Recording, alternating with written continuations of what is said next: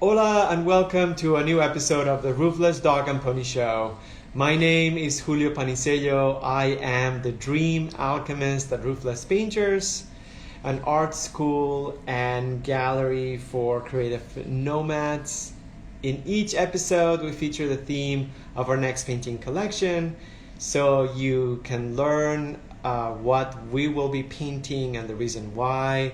We discuss the origin of the painting theme and its contemporary context, and we explore different possibilities for visual representation on our work using images of paintings throughout art history as inspiration, and also citing stylistic and historical references. In many ways, our episodes are like our paintings, messy, unpredictable, and unvarnished.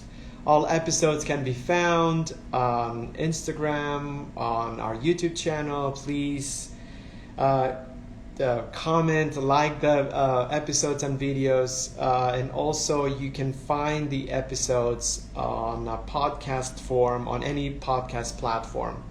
Spotify, Apple Podcasts, Google Podcasts. You just have to type the Roofless Dog and Pony Show, and boom, you're going to see a bunch of episodes. And they're perfect if you're walking or driving or you want to fall asleep, just like any other podcast. And you're welcome to contribute to this presentation or episode with your comments, and add anything that we may have missed or that we should know. We would really appreciate if you have another take on the subject and the theme that we're presenting. So thanks for being here, and we're going to go ahead and introduce the next painting collection. But before the name and the premise, we want to say that this weekend it's a really big weekend in Los Angeles in regards of events and opportunities to go see art. And there's such a clusterfuck I guess I'm going to use that word, of events that it's just a nightmare and a mess, and we're just going to tell you what you should go see and what you should just forget about. And hopefully no one will watch this video and give us some problems or hard times. So there's one show that we recommend, and that's at the Hammer Museum, and it's Made in LA 2020. They tried to do that, I think, before, but because of the pandemic, they were not able. But the show is finally open, and it features a bunch of very interesting artists. And we're afraid that because of what's going on and the lockdowns and the reemergence of the variants, it's a show that ends this Sunday, and it's a show that will not be seen. So our inspiration comes from actually one of the painters, one of the artists featured in the show. We recommend you guys to go see it, number one, because it's free, and also because the curators did an excellent job featuring artists from different backgrounds and countries of origin, I would say, different languages. So the artist that we're going to mention, her name is Jill Malidi. Jill Malidi. And she... I don't have that. Oh, yes, I do. So this is a picture, a photo of the installation at the Hammer Museum. She's a painter, but she's also an installation artist. And by the way, this year, the Made in LA, it's split between two locations, the Hammer Museum and the Huntington Gardens. So each artist has work on both locations and has different work on both locations, which is very interesting. So she has a piece that it's titled Someone Left the Cake Out in the Rain. Someone left the cake out in the rain. And this is a verse of the song MacArthur Park, which was first written in the late 60s. And some music critics consider the lyrics of that song the worst lyrics ever written. So this artist, Jill Malidi, she took one verse of the lyrics and then she titled this piece with that verse. And these are three, it's a triptych. There are three paintings that depict different parts of MacArthur Park in LA, MacArthur Park. And so I'm just going to read the paragraph that describes what she did. And essentially the premise for this week, we're going to bring images by people of MacArthur Park and different parts of the park with different setups. We're going to show some examples, but they're going to be random images of the park, of people that have been recently there and took photos, random photos of the park. Anyhow, Malidi's triptych is a depiction of present-day MacArthur Park, a neighborhood with a rich and varied history. Once a high-end destination, it gradually became a run-down neighborhood. Although Malidi started painting the artwork in her downtown studio, she moved to a space facing the park when the COVID-19 pandemic forced the closure of her studio building. She found herself surrounded by her subjects, the teenage lovers, sanitation workers, and wandering animals that populate the filmic widescreen scene. In addition, Malidi has installed a park lamp within the exhibition space, which alludes to the staged nature of the viewing experience. So I'm just going to show you a few close-ups of the piece. One of the pieces of the triptych, and it depicts a scene in current, present-day MacArthur Park. And so MacArthur Park is an area of LA that it's iconic for good reasons and for bad reasons. So we've never painted there before, and we never painted images of the park, even though it has amazing views of downtown and it has a very rich history. So what she did was to combine the idea of a green space, an iconic space, and then to insert this vignette style, or this kind of like scenes or comic strip almost like subjects in the park doing different things. So this one, you can see some images of people like laying down or just sitting or smoking, or I'm going to show you the next couple of ones, or on the viewing the underpass on the bridge under Wilshire Boulevard. So there's something about the scenes that feels very classic and very plein air like, but at the same time very somber and dark and premonitious of something that's not going to have a very happy ending, perhaps. Who knows? But we found that very interesting. And this one is another part of the triptych. It's one of the sanitation workers removing the trash around the lake. So the idea for this collection of paintings this week will be, we will compile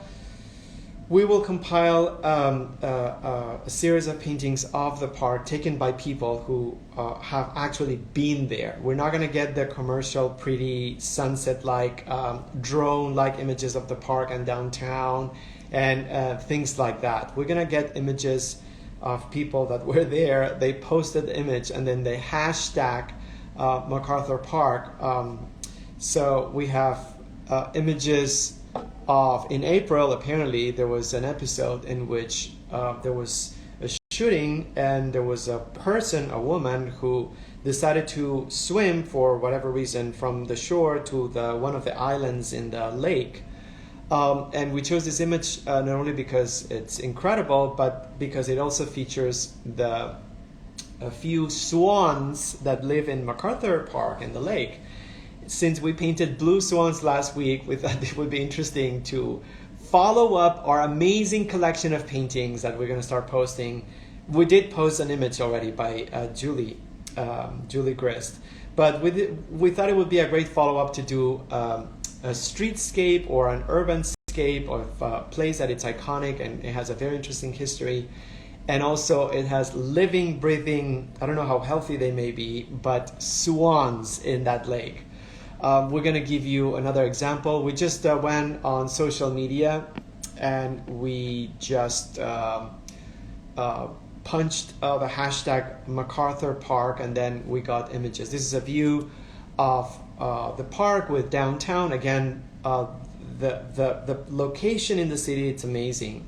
And with a group of people, that was a very interesting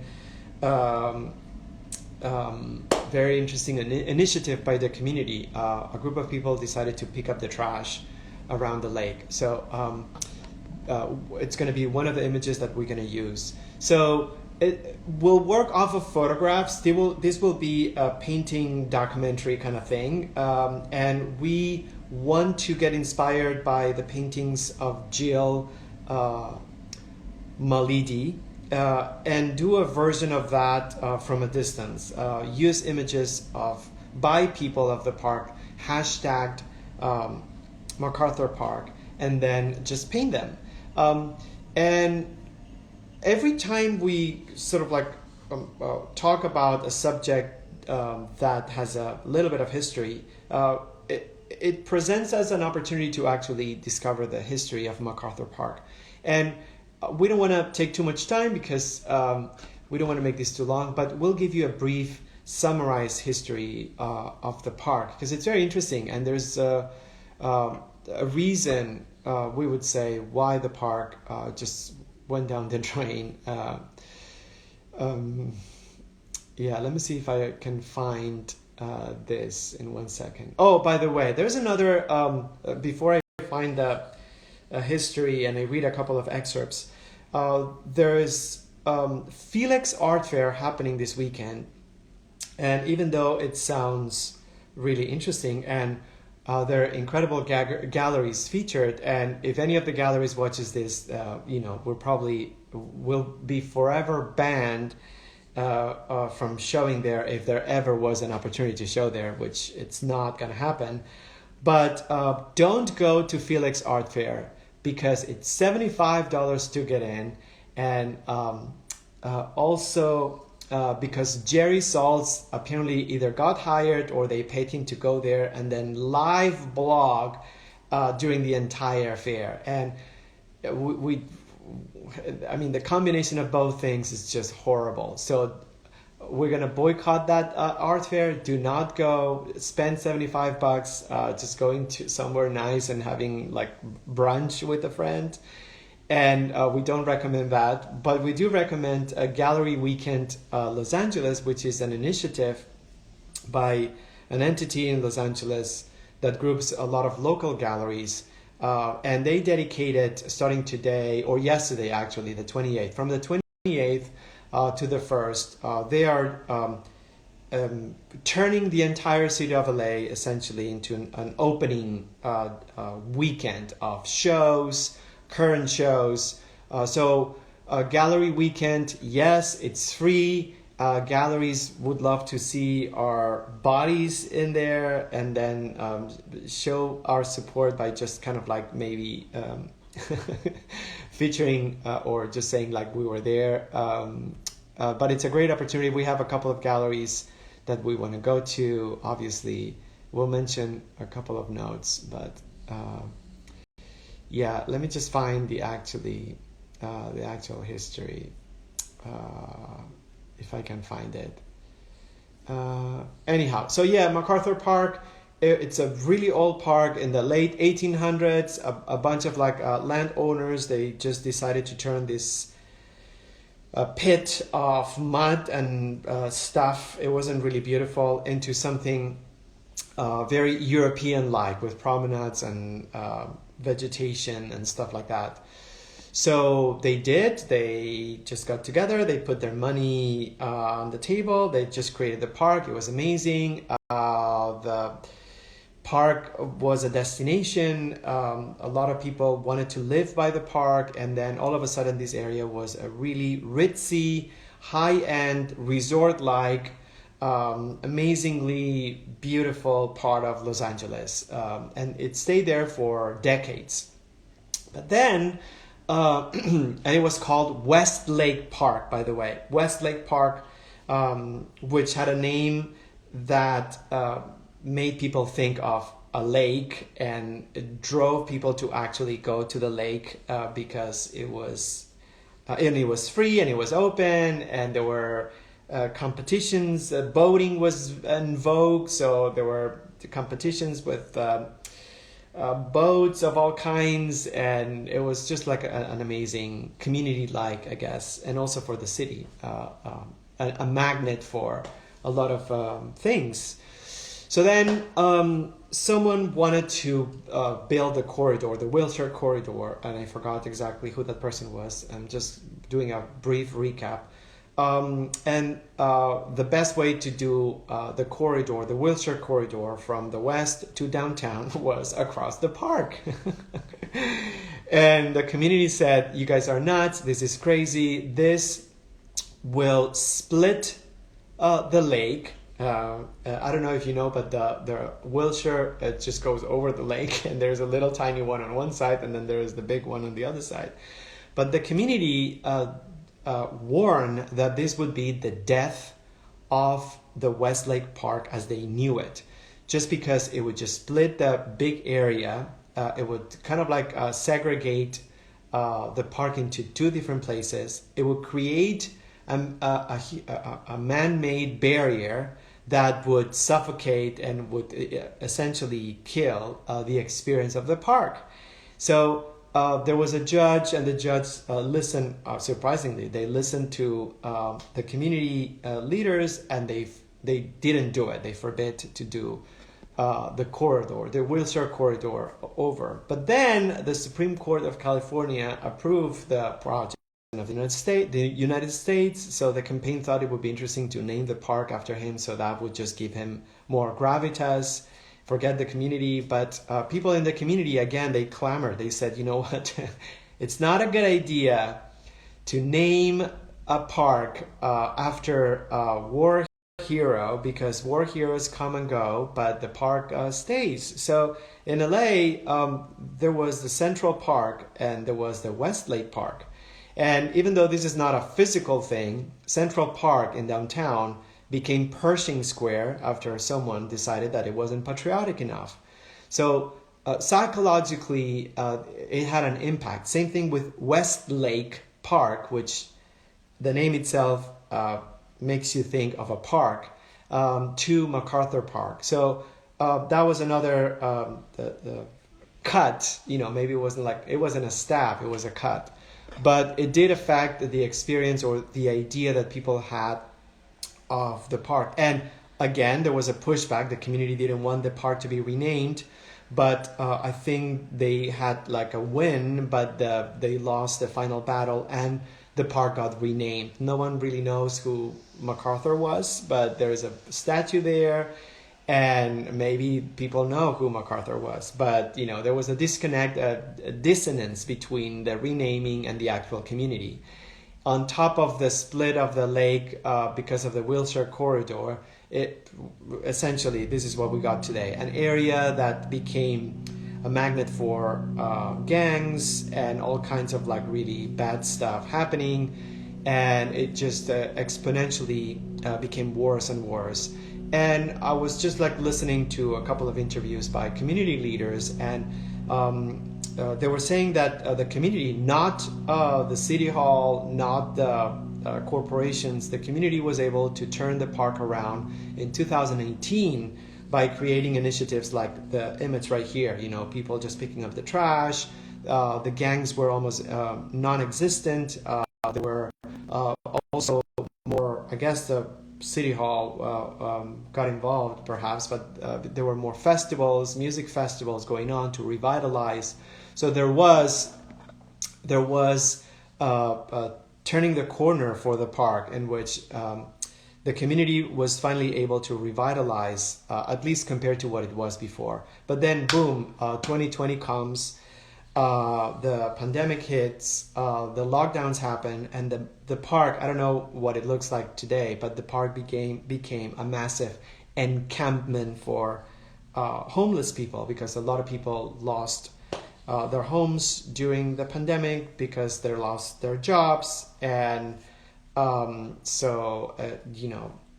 whatever the community gained in revitalizing the park, so this kind of like happened. And it's interesting because there were two initiatives that were passed giving a total of 162 or 165 million dollars to house people that got affected by the lockdown, but apparently the money got spent, but the people were not housed. And we're going to go from the artists that we're going to get inspired by to the news, I think it was yesterday or a couple of days ago, that the City Council of Los Angeles overwhelmingly passed a new ordinance in which they can ban encampments or tents from several places. So and it's horrible to read the comments of people just because people are saying, yeah, finally they clean up the streets. But thankfully there are some comments of people saying that this is going to be devastating for thousands of people and it's not the right solution.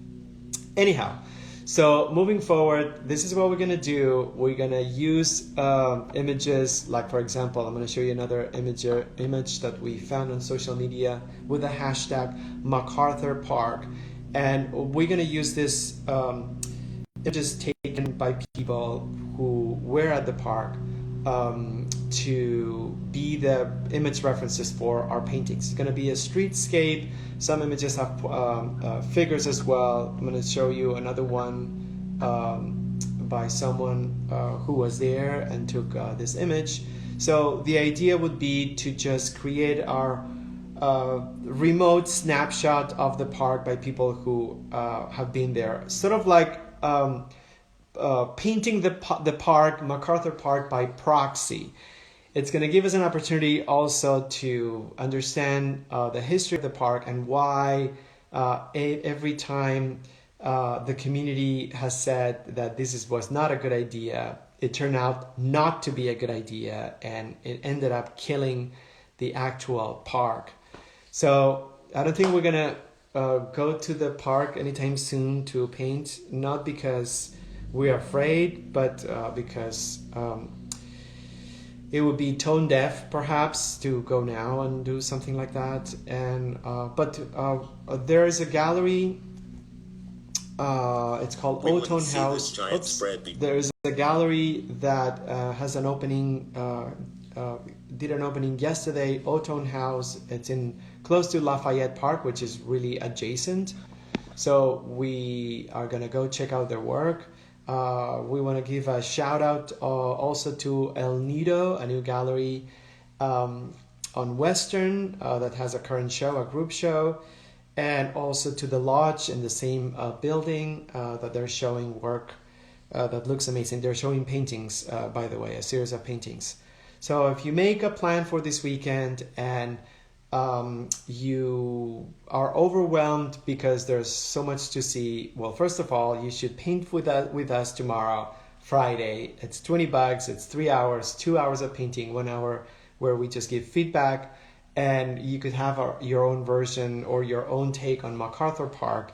And then we recommend Made in LA before Sunday, that's for sure, and it's free. We don't recommend Felix Art Fair because it's $75, and God forbid we would not pay $75 to see Jerry Saltz wandering in that beautiful hotel. The Roosevelt Hotel is beautiful, and by the way, we painted there in the rooftop. We painted the sign, and it was a great experience.